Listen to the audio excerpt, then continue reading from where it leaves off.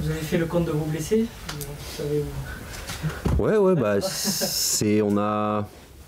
Chaque semaine on en perd un, donc on rajoute juste plus un par rapport à la semaine d'avant, donc c'est rapidement fait.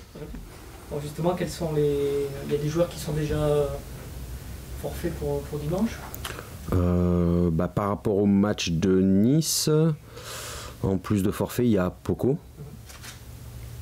Donc Chèque est absent. Ça doit être tout. Diego Contento, on l'a pas vu. Ah non, Diego aussi est absent, ouais. Il est absent aussi jusqu'à dimanche. Et ouais, je rentre, je pense samedi. Donc c'est trop juste pour non. Pour jouer, non, il pourra pas jouer, non. Et Greg? Certic, c'est une petite béquille, c'est pas grave. Ouf. Vous avez quand même joué? Pardon? Vous allez jouer? Oui. Mais après, on peut pas faire, on peut pas mettre 5 défenseurs, 5 attaquants sur un terrain. Il faut un peu du monde au milieu aussi. Justement, au milieu, comment vous allez faire? Parce que vous avez plus que... Bah, il nous reste encore 48 heures.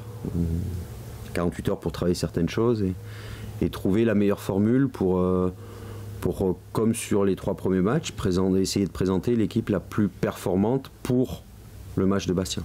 Vous avez l'espoir de pouvoir récupérer un joueur d'ici là, dans ces 48 heures? Non.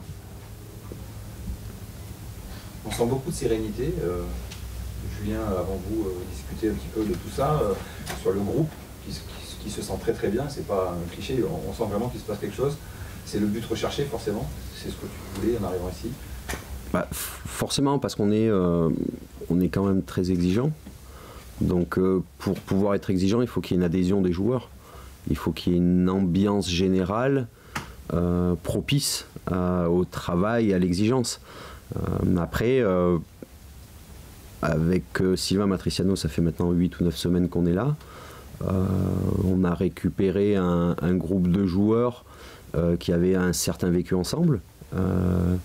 Je dirais mon prédécesseur m'a quand même laissé un bel héritage d'un groupe de joueurs sains, soudés, et des bons joueurs aussi. Donc forcément, on essaye de surfer sur...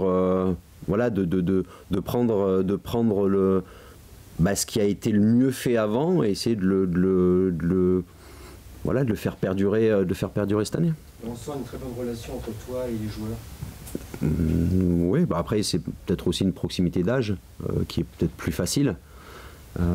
Avec certains joueurs, j'ai que 4 ans d'écart.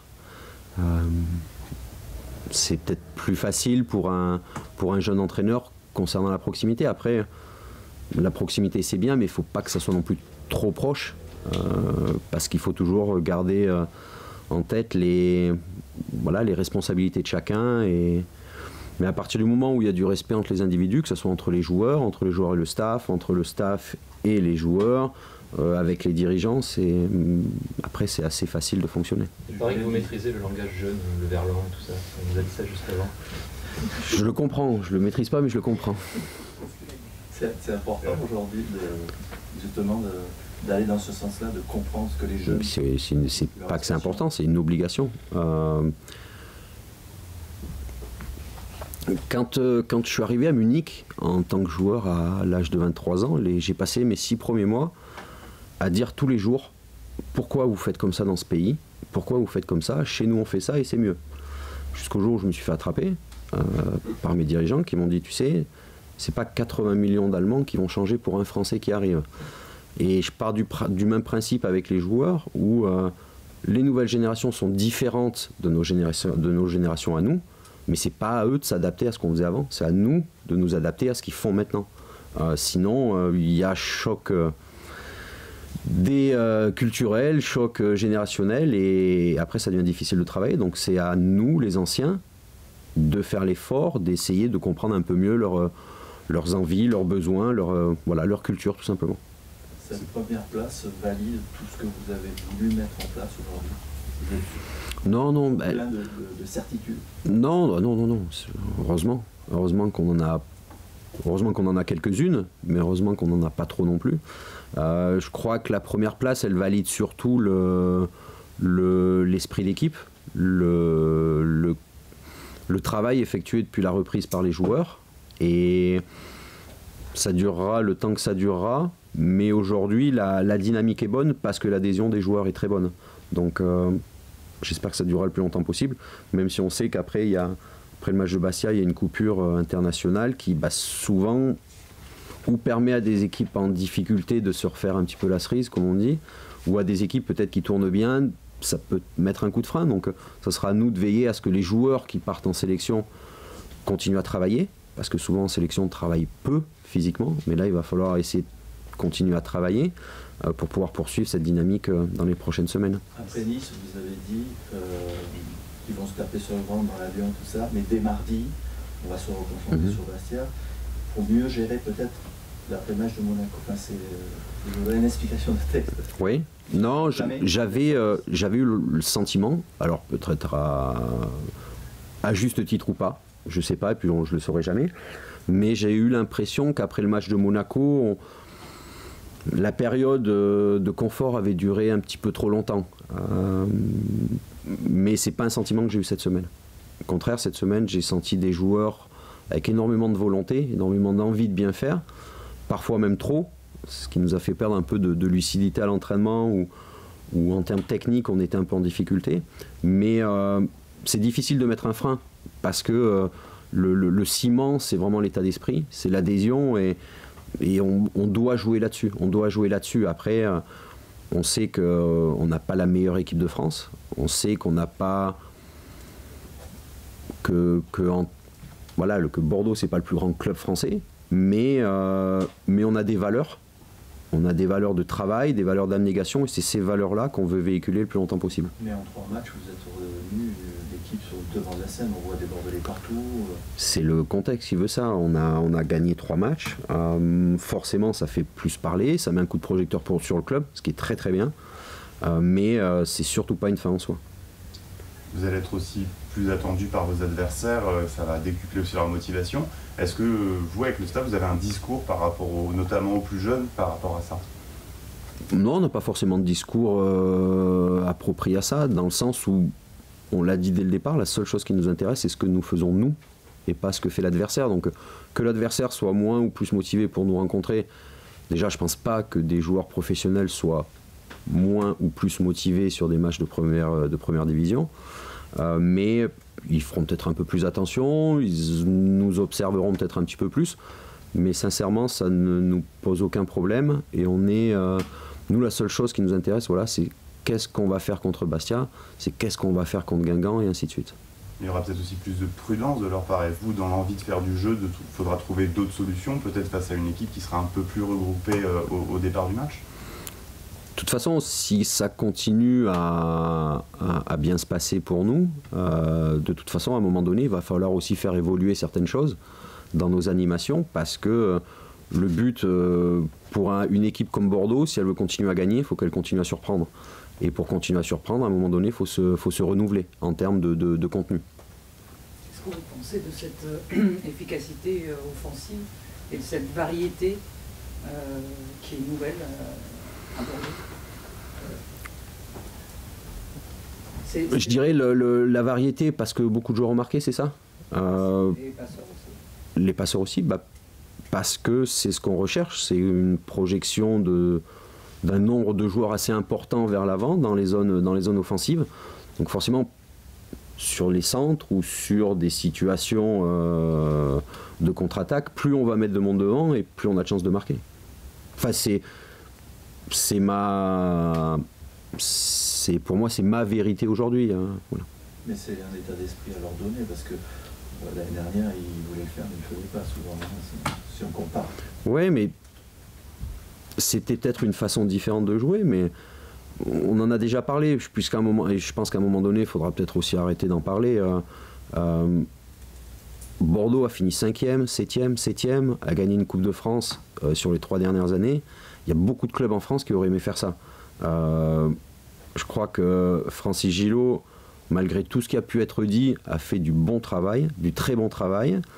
Mais le foot, c'est comme ça, il y a des cycles. Et parfois, il faut changer pour repartir sur un autre cycle. C'est ce qui s'est passé à Bordeaux. Le cycle de Sagnol à Bordeaux durera le temps qu'il durera, on ne sait pas. Mais le jour où ça s'essoufflera un peu, faudra partir avec quelqu'un d'autre. Vous disiez, il faudra qu'on surprenne tout au long de l'année. Préparer des choses dans 6 semaines de préparation avant les matchs, c'est plus facile qu'en pleine compétition. Ça se fera petit à petit. Forcément, ça ne peut pas se faire du jour au lendemain.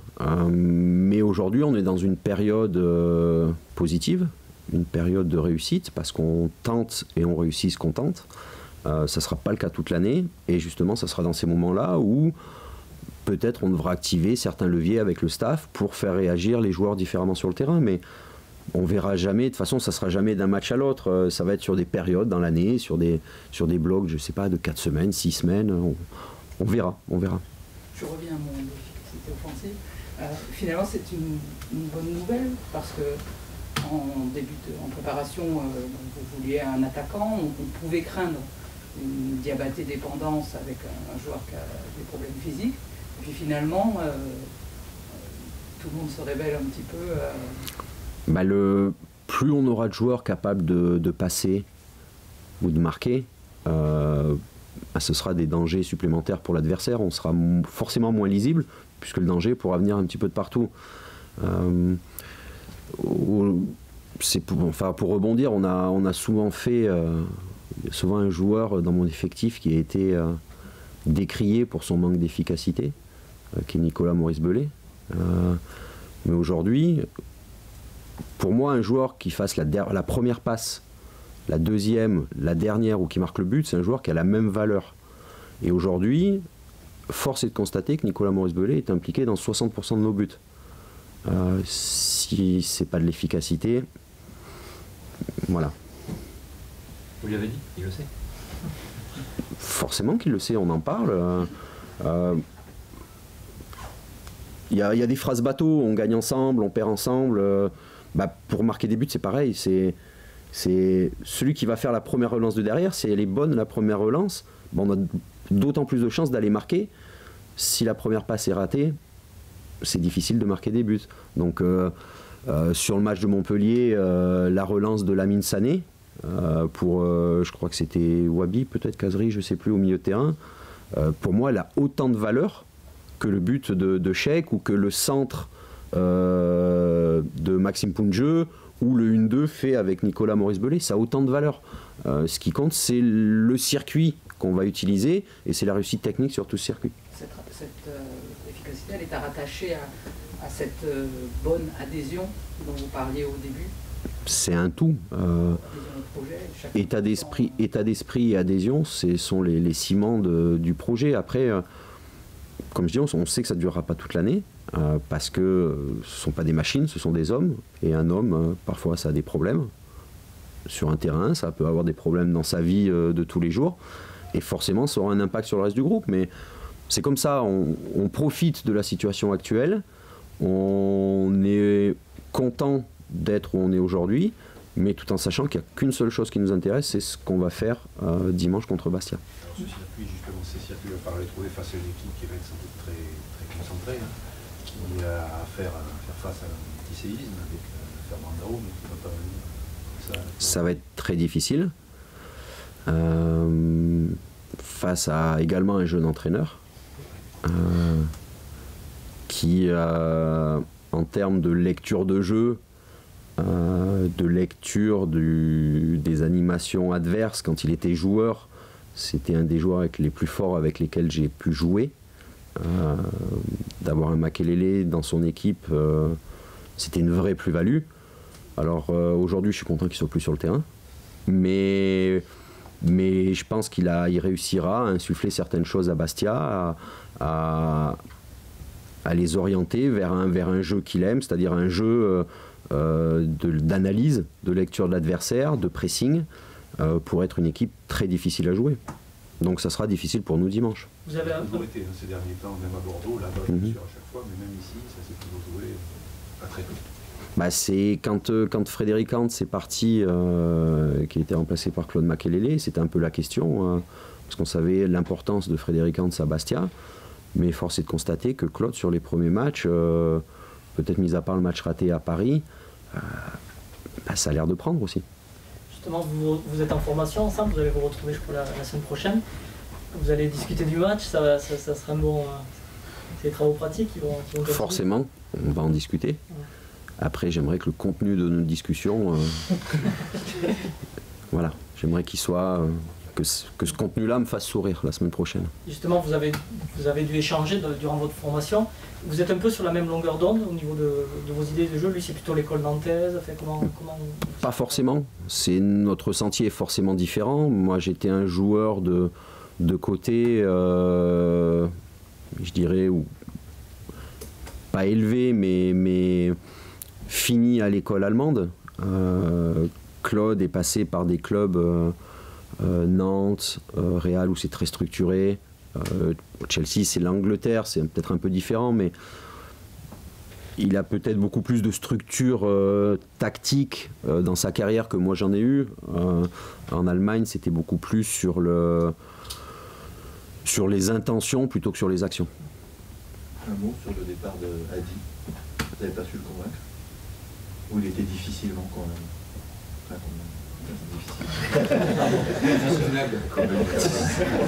Ça arrive. Hein. Oui, ça arrive. Ça arrive. Mais c'est pour ça, si jamais aussi j'en fais des erreurs comme ça, faut pas recopier tout de suite. Il faut me poser la question une deuxième fois au cas où. Non, Hadi, quand il est venu me voir pour me faire part de ses envies de départ, il n'y avait pas 36 possibilités. Je lui ai dit que j'aurais aimé le garder. Mais que moi, par nature, je ne gardais pas quelqu'un qui avait envie de partir. Parce que quelqu'un qui reste, alors qu'il a peut-être des envies d'ailleurs, c'est quelqu'un qui n'amènera pas 100% de ce qu'il doit amener, donc quelque part, il sera un frein au développement de l'équipe. Il sera remplacé. Pas pour l'instant. Il reste quelques heures, quelques jours. Tout à fait. Pas avant le match de Bastia. Allez. Le fait qu'il soit accueilli comme ça au Portugal, apparemment avec de gros titres dans la presse, avec apparemment un long contrat et une grosse clause, qu'est-ce que ça vous fait? Ça vous surprend ou... Je me rappelle d'un jeune Américain qui est venu à Monaco il y a quelques années, Adou, où pendant des semaines et des semaines, et voilà. C'est pas, non mais je veux dire, c'est pas dirigé vers Hadi, c'est simplement pour dire que c'est pas parce que les titres des journaux sont gros que forcément ça va être une réussite. Je lui souhaite parce que c'est un gentil garçon. C'est un gamin adorable qui à un moment donné a peut-être eu des envies de partir, qui à mon avis son entourage a bien insisté sur ces envies-là. Mais voilà, moi je lui souhaite de réussir. Je lui souhaite de réussir. Après, le foot, on en parle souvent, c'est surtout les plus anciens qui disent, qui en parlent. L'étranger, c'est plus difficile que la France. Qu'on y aille en Russie, qu'on y aille au Portugal, qu'on y aille en Angleterre, qu'on y aille au Qatar, qu'on y aille n'importe où, l'étranger, c'est toujours plus difficile parce qu'on arrive dans un pays avec une culture différente, avec des us et coutumes différentes, avec des façons de travailler différentes. Donc c'est toujours plus difficile. Si on n'a déjà pas tous les outils en France pour réussir, je juge qu'il est très difficile de réussir à l'étranger. Une fois qu'on a prouvé ou réussi un peu en France, là on a des éléments pour pouvoir prétendre à une réussite à l'étranger. Donc je pense que ça va être difficile pour Hadi, mais je lui souhaite de tout cœur que ça se passe bien. Oui, une petite question sur Monaco, pour revenir sur Monaco, sur le plaisir qu'a pris le public. Parce que bon, il se trouve qu'on suit certains d'entre nous le club depuis pas mal de temps, et Léola à Chaban, ça faisait vraiment longtemps qu'on n'en avait pas vu. C'est faux. Ah bon? C'est faux. Mais en football? J'ai vu qu'au rugby, il y en avait eu beaucoup. Cette notion de plaisir sur laquelle tu insistes, elle a été partagée, vécue par le public. C'est important, avant d'affronter Bastia, de se dire que le stade va encore vibrer et une sorte de communion qui est quand même inédite. C'est pas important, pour nous c'est indispensable. Pour les joueurs c'est indispensable, pour le staff c'est indispensable, pour le club c'est indispensable. Il y a des acteurs terrain, il y a des acteurs administratifs, il y a des acteurs techniques, il y a des acteurs qui sont les supporters, la région. Quelque part on est tous reliés, donc c'est comme une chaîne. S'il y a un chaînon qui pète, la chaîne forcément elle marche moins bien. Donc tu sens que ce public, cette adhésion,